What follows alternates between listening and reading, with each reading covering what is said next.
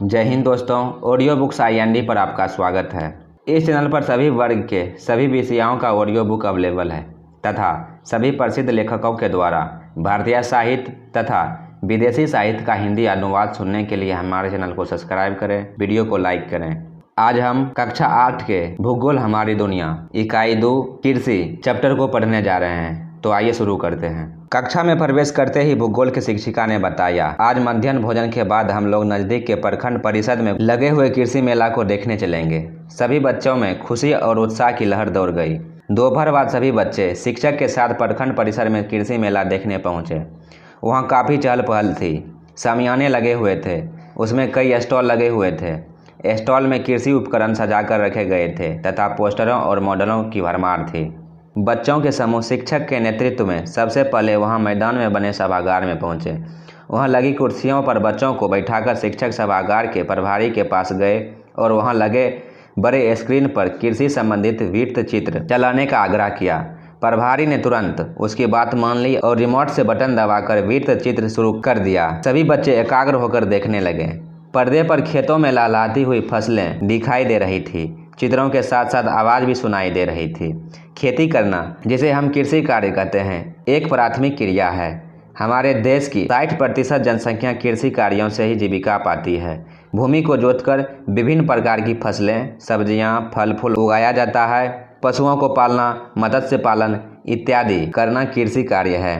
कृषि उत्पादन पर दूसरे अनेक उद्योग निर्भर करते हैं। खेती करना एक तंत्र की तरह है। इसमें बीज, सिंचाई, खाद, उपकरण व श्रमिक लगते हैं। जुताई, बुआई, निराई, कटाई चरणबद्ध प्रक्रिया की जाती है, तब जाकर अंतिम उत्पाद के रूप में हमें अनाज, दलहन, फल सब्जी, अन्न, ऊन, डेयरी उत्पादन, दूध, मांस इत्यादि प्राप्त होते हैं। कृषि करने की विधियाँ एक तकनीक प्रत्येक भौगोलिक क्षेत्र में अलग अलग प्रकार की होती है। अब पर्दे पर दृश्य बदल गए थे। सीढ़ीनुमा खेत दिखाई पड़ रहे थे। वहाँ लोग समस्त मैदान में कुछ बोते हुए नजर आ रहे थे। पुनः आवाज़ गूंजी। खेती की एक प्रक्रिया जिसमें जंगल को साफ कर व गड्ढों को भरकर फसलें उगाई जाती है। उपजाते रहने से वहाँ जमीन की उर्वरा शक्ति कम हो जाती है, तब वहाँ खेती करना छोड़ देते हैं और जंगल के किसी दूसरे हिस्से को साफ करके वहाँ खेती करने लगते हैं। इसे स्थानांतरित कृषि कहते हैं। इस तरह की खेती में ना तो आधुनिक उपकरण उपयोग किए जाते हैं और न ही खाद। इसमें पारिवारिक श्रम का उपयोग ज़्यादा किया जाता है और उपज भी अपेक्षाकृत कम होती है।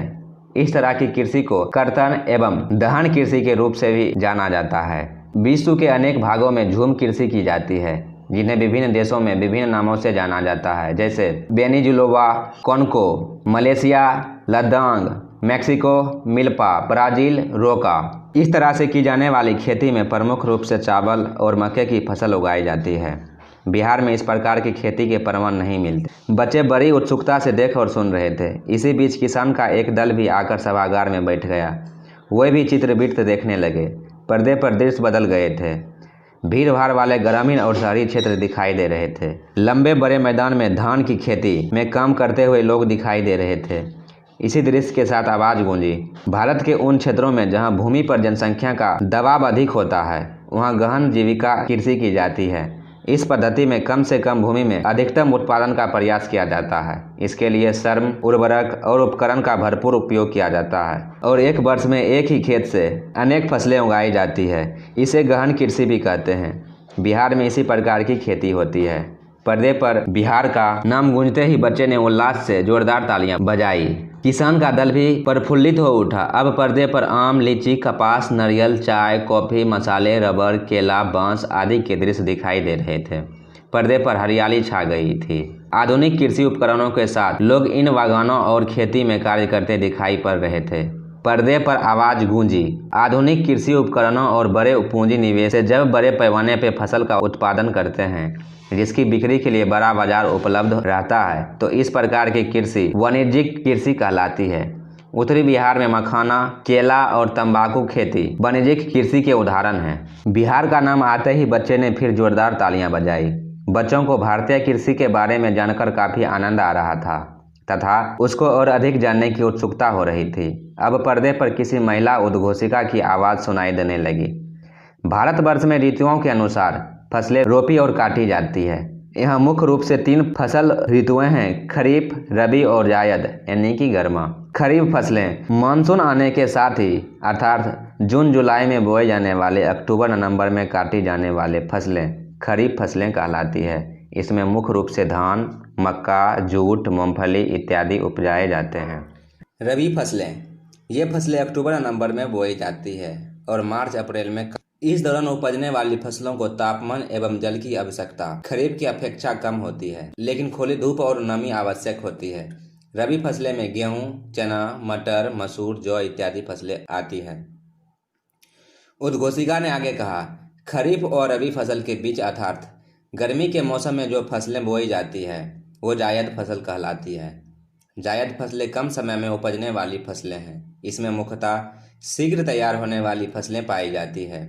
तरबूज, ककड़ी, खीरा, सब्जियां इत्यादि जायद फसलें हैं। जनसंख्या की भोजन संबंधित आवश्यकताओं को पूर्ति करने के लिए विविध प्रकार की फसलें उगाई जाती है। यह फसलें कृषि आधारित उद्योगों के लिए कच्चे माल की आपूर्ति भी करती है। सरों पर आधारित भारतीय कृषि में जब आधुनिक उपकरणों का भी तेजी से उपयोग बढ़ा है, हम सबको मिलकर भारतीय कृषि को उन्नति की ओर ले जाना है। जय जवान जय किसान इतना कहकर वृत्त चित्र समाप्त हो गया। वृत्त चित्र काफी जानकारीप्रद रहा। शिक्षक महोदय ने किसान के दल में सबसे बुजुर्ग सदस्य से आग्रह किया कि वे बच्चों को कृषि के बारे में कुछ और बताएं। बच्चों ने उस बुजुर्ग किसान के चारों ओर घेर कर बैठ गए। किसान दादा कहने लगे, देखो बच्चों, फसलों के विभिन्न उपयोग हैं। उपयोगिता के आधार पर फसलों को 5 भागों में बांटा गया है। खाद्य फसलें, रेशेदार फसलें, पेय फसलें, बागवानी फसलें, व्यापारिक फसलें।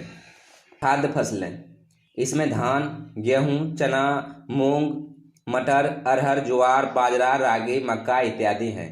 इसमें से ज्वार, बाजरा, जौ, मक्का, रागी, मडुआ आदि मोटे अनाज की श्रेणी में आते हैं। इसके उपज कम उपजाऊ भूमि और अल्प वर्षा में होती है। खाद्य फसलें, खाद्य फसलों में दलहन और तेलहन मुख्य फसलें हैं।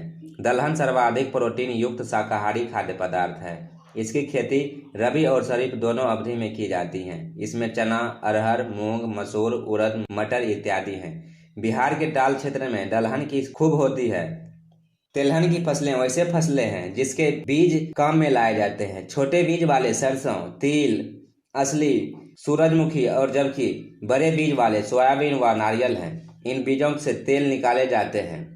नारियल की फसलें दक्षिण भारत डेल्टाई क्षेत्र में समुद्र तटीय इलाकों में खूब होती है, जबकि सरसों राजस्थान, उत्तर प्रदेश, हरियाणा, पंजाब में तथा सोयाबीन मध्य प्रदेश, महाराष्ट्र में खूब उपजाया जाता है। अनाज उत्पादन की भौगोलिक दशाएं, फसल, औसत तापमान, वर्षा की मात्रा, उपयुक्त मिट्टी। चावल 25 डिग्री सेल्सियस से ऊपर, वर्षा की मात्रा 70 से 100 सेंटीमीटर, चिकनी मिट्टी। गेहूं 10 डिग्री सेल्सियस से 15 डिग्री सेल्सियस, बुआई के समय, कटाई के समय 20 से 25 डिग्री सेल्सियस, वर्षा की मात्रा 50 से 75 सेंटीमीटर। उपयुक्त मिट्टी दोमट मिट्टी। ज्वार अधिकतम तापमान, कम वर्षा, उपयुक्त मिट्टी लाल, पीली, दोमट व बलुआही मिट्टी। बाजरा अधिक तापमान, कम वर्षा, बलुआही मिट्टी। रागी अधिक तापमान, कम वर्षा, लाल, पीली, दोमट व बलुई मिट्टी। मक्का 21 से 27 डिग्री सेल्सियस, जलोढ़ मिट्टी। रेशेदार फसलें, बच्चे बड़े ध्यान से उनकी बातें सुन रहे थे। उन्होंने अपनी बात आगे बढ़ाई। कपास और जूट की फसलें प्रमुख रेशेदार फसलें हैं। कपास के पौधे के लिए काली मिट्टी और 50 से 100 सेंटीमीटर वर्षा के साथ 210 पाला रहित दिन व खिले धूप की आवश्यकता होती है। गुजरात, महाराष्ट्र, मध्य प्रदेश, तमिलनाडु, राजस्थान इत्यादि प्रमुख उत्पादक राज्य हैं। बिहार में कपास की खेती नहीं होती है, लेकिन जूट की फसल खूब उगाई जाती है। यह कहते हुए वे मुस्कुराए, पुनः आगे कहने लगे, इसे सुनहरा रेशा भी कहते हैं। बिहार में किशनगंज, पूर्णिया, अररिया, दरभंगा, सहरसा में इसकी उपज खूब होती है। जूट की उपज के लिए साधारणतः तापमान 25 से 30 डिग्री सेल्सियस तक और वर्षा 100 से 200 सेंटीमीटर तक होनी चाहिए। पश्चिम बंगाल, उड़ीसा, असम में यह खूब उपजाया जाता है। उन्होंने पास पड़े झोले को उठाकर दिखाया कि यह जूट से बनी है। दीवार पर चूने से की जाने वाली पोताई की कुची भी जूट से बनती है। भारत और बांग्लादेश इसके उत्पादन में अग्रणी देश है। बच्चों को यह जानकर बहुत अच्छा लगा। पेय फसलें, किसान दादा ने कुछ सोचते हुए पूछा, आप लोगों को कौन कौन से पेय पसंद है? बच्चे एक साथ बोले, चाय, कॉफी, कोक। किसान दादा बीच में बोले, ये सब पेय फसलों के उत्पाद हैं। चाय की फसल अपने देश में खूब होती है। चाय की झड़ियाँ जीवाश्म मुक्त गहरी मिट्टी और ढलवां क्षेत्र में उगाया जाता है। असम, पश्चिम बंगाल, मेघालय, त्रिपुरा, तमिलनाडु, केरल, हिमाचल प्रदेश में चाय की फसल होती है। बिहार में किशनगंज और पूर्णिया जिले में चाय की फसल होती है। भारत विश्व में चाय का अग्रणी निर्यातक देश है। चाय और कॉफ़ी बेचने वाली कंपनी का नाम पता करें। दूसरी पेय फसल कॉफ़ी है। भारतीय कॉफ़ी को मधुर कॉफ़ी कहा जाता है। यह कर्नाटक, तमिलनाडु, केरल में पैदा किए जाते हैं। भारतीय कॉफ़ी अपनी गुणवत्ता के कारण काफ़ी लोकप्रिय है। अच्छा बच्चों, आप फल सब्जियां तो खाते होंगे। आपको पता है फल सब्जी बागवानी फसलें के उत्पाद हैं। बागवानी फसलें केला, आम, लीची, सब्जियां, फूलों आदि को घरेलू खपत खूब हैं। फूलों की खेती पर्व त्योहार, शादी ब्याह और औषधियों की खेती करने में महत्वपूर्ण भूमिका निभाती है। सब्जियों की मांग प्रतिदिन होती है, इसलिए साग सब्जी की खेती को ट्रक फार्मिंग भी कहा जाता है। व्यापारिक फसलें रबर, मखाना, तंबाकू, मिर्च ये सब व्यापारिक फसलें हैं। रबर को छोड़कर बाकी फसलें बिहार में बहुतायत में उपजाई जाती है। ये फसलें उद्योगों के लिए कच्चे माल का काम करती है। बीड़ी, सिगरेट, चीनी, टायर आदि उद्योग इन्हीं फसलों पर आधारित हैं। बिहार में चीनी की कई मिलें हैं। यही है कहानी हमारे फसलों और उसके उपयोग की। इतना कहकर वो चुप हो गए। बच्चों को फसलें के बारे में यह सब जानकर बहुत अच्छा लग रहा था। सबने उनका धन्यवाद दिया। शिक्षक के नेतृत्व में सभी बच्चे स्टॉल को देखने निकले। एक स्टॉल पर एक कैलेंडर नुमा पेपर लिखा था, कृषि को प्रभावित करने वाले कारक। वर्षा पर निर्भरता। भारतीय कृषि क्षेत्र का 1/3 भाग ही संचित और शेष क्षेत्र मानसून की बारिश पर निर्भर करती है। कभी अल्पवृष्टि तो कभी अतिवृष्टि फसलों के उत्पादन को प्रभावित कर देते हैं। भारत व बिहार सरकार अधिक से अधिक भूमि को सिंचाई के अंतर्गत लाने का प्रयास कर रही है। खेतों के छोटे आकार। भारत में छोटे और सीमांत किसानों की संख्या अधिक है। जमीन की पारिवारिक बंटवारा के कारण खेतों का आकार छोटा हो जा रहा है। चकबंदी के अभाव में भूजोत बिखरे हैं। छोटे भूजोत आर्थिक दृष्टि से अलाभकारी है। भूमि का वितरण। भूमि का असमान वितरण से जो भारतीय कृषि प्रभावित है। अंग्रेजी शासक के दौरान भू राजस्व वसूली के लिए लागू की गई जमींदारी प्रथा ने किसानों का शोषण किया। स्वतंत्रता के बाद भू सुधारों की प्रक्रिया शुरू हुई तो लेकिन इसमें गति लाने की आवश्यकता है। कहीं कहीं किसानों के पास बड़ी संख्या में जोत हैं तो अधिकतर जोतहीन हैं। कृषि ऋण। छोटे किसान बीज, खाद, कीटनाशक, श्रमिक आदि के लिए महाजनों या अन्य संस्थाओं से कर्ज लेते हैं। ऊंची सूद पर कम उत्पादन, मौसम की बेरुखी, बिचौलिया के कारण किसानों को पर्याप्त लाभ नहीं हो पाता है। ऐसी स्थिति में वे ऋण नहीं लौटा पाते हैं या इसके कृषि उत्पादन क्षमता को प्रभावित करता है। कृषि विपणन। अच्छी बाजार व्यवस्था के अभाव में किसान अपने उत्पादों को बिचौलियों व व्यापारियों को सस्ते दामों पर बेचने के लिए बाध्य हैं, जो उसको उचित मूल्य नहीं देते हैं। फसलों को अत्यधिक उत्पादकता को न तो सही ढंग से बाजार में पहुंचा पाते हैं और न ही बिक्री कर बिचौलियों इन परिस्थितियों का लाभ उठा लेते हैं। परंपरागत कृषि। भारतीय किसान हल, बैल, कुदाल, खुरपी, खंती, हंसुआ इत्यादि परंपरागत औजार से खेती करते हैं। फसल की कटाई, रोपाई मानव श्रम पर आधारित है। फसल के एक भाग को ही बीज के रूप में प्रयोग करते हैं। उन्नत किस्म के बीजों का प्रचलन कम है। सभी बच्चों ने इसे पढ़ा। कुछ ने अपनी कॉपियों में नोट भी किया। तभी शिक्षक महोदय ने एक व्यक्ति से सभी बच्चों को परिचित करते हुए कहा, आप प्रखंड कृषि पदाधिकारी हैं। अगर आप में से किसी को कृषि के बारे में कुछ पूछना हो तो पूछ लीजिए। एक बच्चों ने प्रश्न किया, बिहार प्रांत के कृषि की प्रमुख विशेषताएं क्या है? प्रखंड कृषि पदाधिकारी ने कहना शुरू किया, बिहार में कृषि की प्रमुख विशेषताएं इस प्रकार हैं। बिहार प्रांत की कृषि मानसून पर आधारित है। वर्षा पर निर्भर होने के कारण फसलों के उत्पादन में अनिश्चितता बनी रहती है। पर्याप्त वर्षा से अच्छी फसल होती है, जबकि अल्पवृष्टि से फसलों का नुकसान होता है। इस तरह यहाँ की फसलें प्राकृतिक वर्षा पर निर्भर करती है। खेती करने के तरीके पुराने हैं। हल, बैल, कुदार, खुरपी ही प्रमुख उपकरण हैं। खेती श्रम पर अधिक आश्रित है। परंपरागत कृषि यहाँ की विशेषताएं हैं।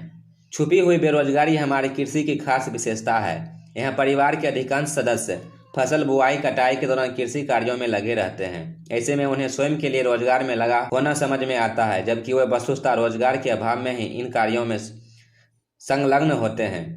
राज्य में कृषि जीवन निर्वाह के लिए किया जाता है। जनसंख्या का अत्यधिक बोझ, रोजगार के अन्य साधनों के अभाव से कृषि की अर्थ प्राप्ति का स्रोत होता है। यहाँ कृषि का स्वरूप व्यावसायिक नहीं हो पाया है, लेकिन वर्तमान में बिहार में कृषि के क्षेत्र में tractor, power tiller, Beed fever आदि का उपयोग बढ़ा है। यहाँ की कृषि सांस्कृतिक जीवन को प्रभावित करने वाला है। फसलों की बुआई और कटाई से जुड़े पर्व त्योहार मनाए जाते हैं। खेती कार्य करने के दौरान लोकगीतों का गायन, फसल भंडारण पर विभिन्न पर्वों का आयोजन, कृषि यंत्रों का पूजन, कृषि कार्यों से जुड़े गीत, पहेलियां, कहावतें आदि जीवन को झंझकृत भी करती है और किसान में ऊर्जा भी भरती है। यहाँ तक कि पशुओं पर भी प्रभाव डालती है। यह मांगलिक कार्य समाज और जीवन को प्रभावित करते हैं। इसमें बाजार प्रभावित होता है। बच्चों की उसकी संवाद अदागई बड़ी अच्छी लगी। शिक्षक ने उन्हें धन्यवाद दिया और बच्चों को निर्देश दिया कि वो शीघ्र सभी स्टॉल को देख ले। बच्चे आगे बढ़े। कुछ एक स्टॉल पर कृषि के वैज्ञानिक उपकरण थे। कहीं फसल काटने की मशीन थी तो कहीं फसल से भूसा अलग किया जाने वाला यंत्र। एक स्टॉल पर एक कृषि विशेषज्ञ किसान से संवाद स्थापित करते हुए कह रहे थे कि 1960 के दशक में कृषि के क्षेत्र में व्यापक बदलाव आए। इन्हीं बदलावों के कारण इसे हरित क्रांति का नाम दिया गया है। इसके अंतर्गत परंपरागत कृषि के बदले वैज्ञानिक उपकरणों, संकर बीजों, कीटनाशकों एवं सिंचाई की विभिन्न उन्नत तकनीक का प्रयोग शुरू हुआ।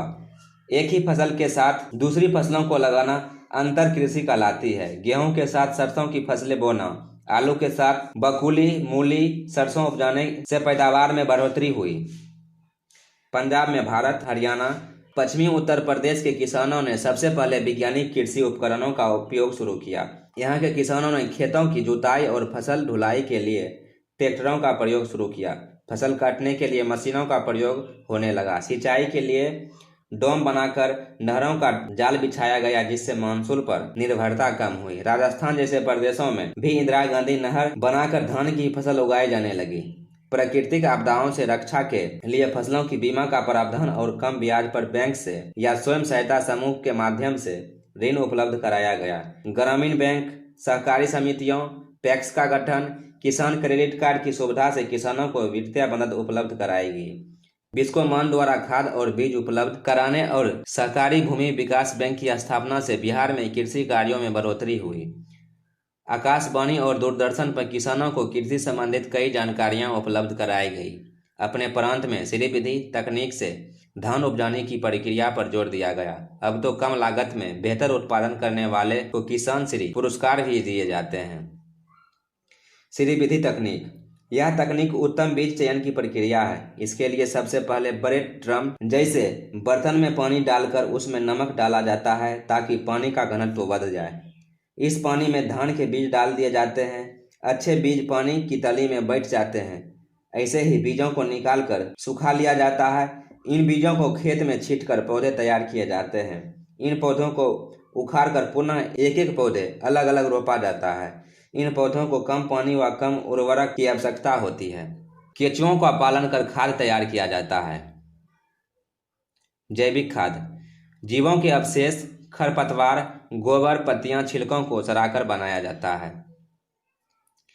जैविक खादों के उपयोग पर भी बल दिया गया है। अब तो किसानों के लिए सामुदायिक रेडियो स्टेशन भी खोले गए हैं, जहां किसान के लिए विशेष प्रसारण या उसके प्रश्नों का हल किया जाता है। प्रखंड में कृषि सलाहकार भी किसानों को सलाह देते हैं।